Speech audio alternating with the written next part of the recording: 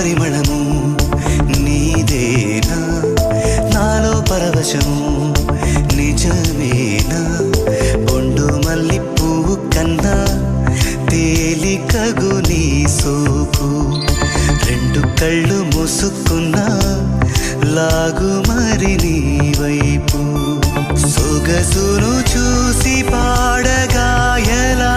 కనులకు మాట రాదుగా వింతల్లోనూ కొత్త వింత నువ్వేనా ఆ అందం అంటే అచ్చంగాను నువ్వే